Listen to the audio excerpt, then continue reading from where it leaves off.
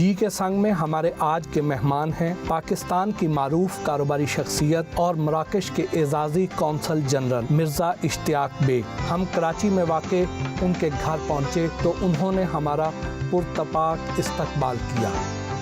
Sir, क्या हाल है? Welcome to Karachi and welcome to my place. बहुत बहुत शुक्रिया It's an honor to have you. Sir, हमारे लिए एजाज़ की बात है कि आपने आज हमें टाइम दिया। Thank you.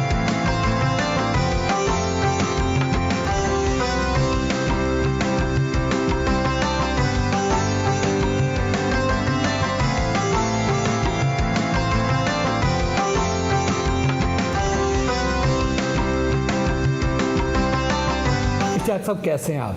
My pleasure and thank you so much for visiting my place. आप बज़ाहिर एक बड़े ही मिलनसार आदमी हैं और आपके लहजे में बड़ी चाशनी है, मिठास है, लेकिन आपके अंदाज में, आपकी बातों में एक अनदेखी सी बेचैनी सी नज़र आती है। वो क्या है? बहुत सारी चीज़ों में मैं इन्वॉल्व हूँ।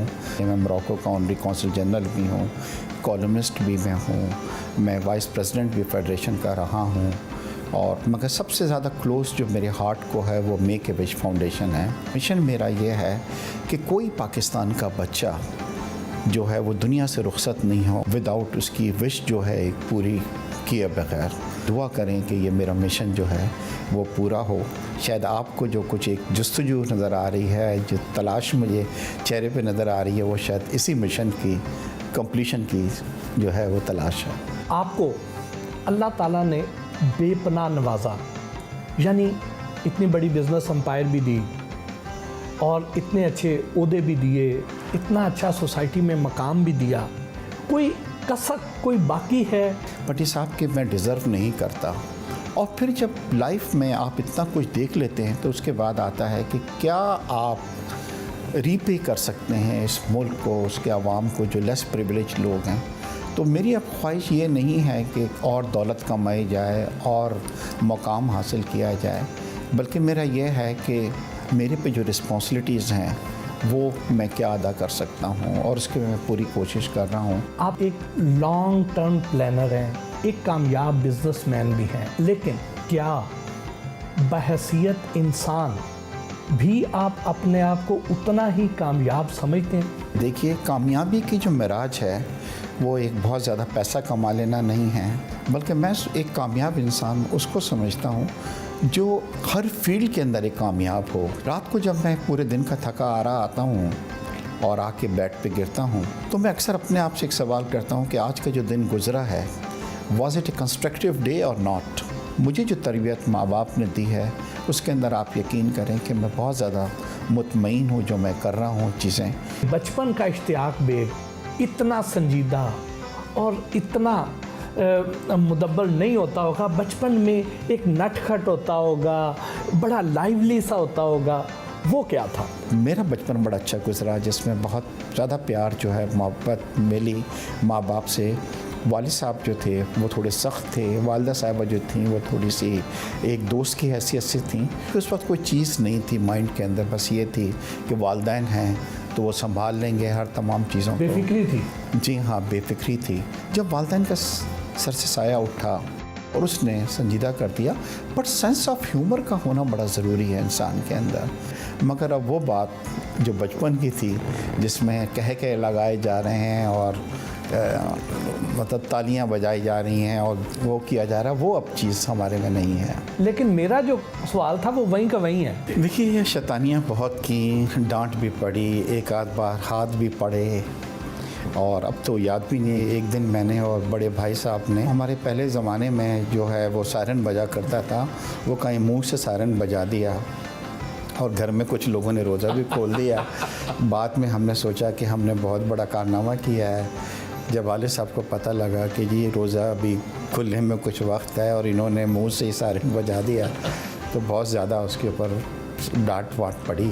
आपके वालिद साहब का जो शोबा था वो तो टेक्सटाइल था, तो आप जब इस शोबे में आए तो क्या अपनी मर्ज़ी से आए या वालिद साहब ने फोर्स किया? देखिए, पहले तो ये हुआ कि एजुकेशन करने के बाद हम दोनों भाई कुछ अरसे के लिए दुबई चले गए थे यहाँ से जी। फिर दुबई से मोरक्को भी जाना हुआ, मगर वालिद साहब की जब डेथ हुई तो ये हुआ कि अब पाकिस्तान में अब हमको रहना है, क्योंकि वालदा भी थी, सिस्टर्स भी थी, उनकी शादियाँ वगैरह भी करनी थी, वालिद के कारोबार को भी देखना था। तो फिर ये हुआ कि हमने अपना बेस जो था वो बदल के वी सेटल इन पाकिस्तान जी, मगर आना जाना रहता है। और आज भी ये है कि दुबई और मोरक्को जी मेरा बहुत ज़्यादा आना जाना रहता है। आपके असल में लाइफ गोल्स क्या थे?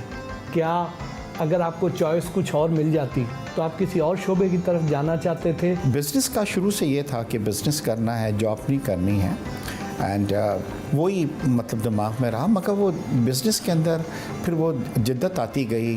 टेक्सटाइल के बाद फिर रियल एस्टेट के अंदर भी हम चले गए, फिर और दूसरी चीज़ों के अंदर भी मतलब इंपोर्ट एक्सपोर्ट्स के अंदर भी चले गए। तो मगर रहा वो बिज़नेस पे फोकस रहा जी। आप सर हुस्न परस्त तो हैं, पहली नज़र की मोहब्बत कब, कैसे और कहाँ हुई? पटेल साहब, वो तो इंसान मोहब्बत तो नहीं कह सकते, इन्फेक्चुएशन ज़रूर होती है। वो बड़ी यंग एज होती है, वेर यू स्कूल कॉलेज वगैरह में यू लाइक समबडी, एंड उस वक्त डेफिनेटली फील ये होता है कि you are in love with somebody. मगर बाद में पता लगता है कि वो तो इन्फेक्चुएशन था जो आपको बाद में याद भी नहीं रहता जी। नहीं, ये नहीं भूल सकता। हाँ जी, एक जो थी डेफिनेटली आई वाज इन्वॉल्व, मगर वो हमारी मोहब्बत वो मुख्तलिफ़ किस्म की होती थी कि जी वो लेटर लिखती है और ये तमाम चीज़ें कर दी उस ज़माने में। तो but again she was also very young. अब तो जी उनके भी बच्चे होंगे तो मुझे याद नहीं है, but definitely those was a beautiful moments, you know, कि वो चीज़ें आपको बड़ी आपको वो करती थी जब आप उनको एक छोटा सा कुछ लिख के पर्चा उनको भेजा करते थे। पहले तो बात ये होता है एक्सप्रेस करना ही लगता है कि एक दुनिया का सबसे मुश्किल तरीन है, क्योंकि डर होता है कि ऐसा नहीं हो कि कहीं डांट भी पड़ जाए, फिर सबको पता लग जाए। फिर घर का सबसे बड़ा डर ये रहता था कि घर में पता लगा तो बहुत सख्ती होगी। बट हिम्मत करके। कैसे हिम्मत की? एक आध शेर मुझे याद नहीं है कौन सा मैंने लिख के दिया था, और जब उसका जवाब आया तो रात को उस दिन नींद नहीं आई कि जी एक्सेप्ट उन्होंने मतलब मेरा जो था वो छोटा सा पर्चा जो था वो किया था। उसके बाद बस वो फिर याद नहीं, फिर उनका ट्रांसफ़र हो गया, वो फैमिली का मूव हो गई, and we lost touch with each other जी। अब सोशल मीडिया का दौर है। हाँ जी, तो कभी बिल्कुल। सर्च नहीं किया? मेरे ख्याल से आपकी एडवाइस जो आपने दी है इसके लिए टाइम निकालूंगा और किसी दिन उनको मैं सर्च ज़रूर करना है जी।